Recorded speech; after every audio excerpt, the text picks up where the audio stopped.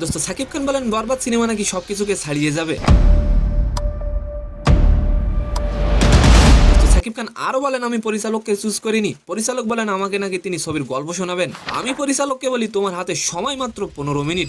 And second নিউজটি থাকবে দোস্ত হামজা চৌধুরীকে পেতে বাংলাদেশ অনেকদিন ধরেই চেষ্টা করে যাচ্ছে।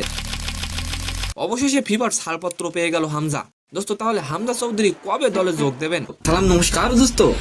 দোস্ত প্রকাশ পেয়েছে সাকিব খানের বরবাদ সিনেমার ফার্স্ট লুক। দোস্ত বুধবার 18 ডিসেম্বর বরবাদ ছবির পোস্টার প্রকাশ করা হয়। দোস্ত সাকিব খান বলেন বরবাদ সিনেমা সব মুভি রেকর্ড ভেঙে দিবে। দোস্ত তিনি আরো বলেন আমাদের ছবি আন্তর্জাতিকভাবে মুক্তি পাবে হলিউড ও বলিউডের সঙ্গে, এবং খুব শীঘ্রই নাকি বাংলা সিনেমা 100 কোটি বা 200 কোটি টাকা ইনকাম করবে। দোস্ত সত্যি কি কখনো বাংলা সিনেমা 100 কোটি বা 200 কোটি কামাতে পারবে? অবশ্যই কমেন্ট করে যাবেন। দোস্ত সাকিব খান বলেন বরবাদের পরিচালক মেহেদীকে আমি চুজ করিনি, সে আমাকে চুজ করেছে। মেহেদী বলেন আমাকে নাকি তিনি ছবির গল্প শোনাবেন। দোস্ত সাকিব খান মেহেদীকে বলেন তোমার হাতে সময় মাত্র 15 মিনিট। দোস্ত সাকিব বলেন ছবির গল্প শুনে তার ভীষণ পছন্দ হয়, যে কারণে তিনি এই সিনেমায় কাজ করার সিদ্ধান্ত নেন। দোস্ত বরবাদ সিনেমায় আবারও একসঙ্গে বড় পর্দায় ফিরছেন সাকিব খান ও ইদিকা পাল। দোস্ত সেকেন্ড নিউজটি হলো হামজা চৌধুরীর সাথে বাংলাদেশ আরো 4 থেকে 5 বছর আগে যোগাযোগ রেখেছিল।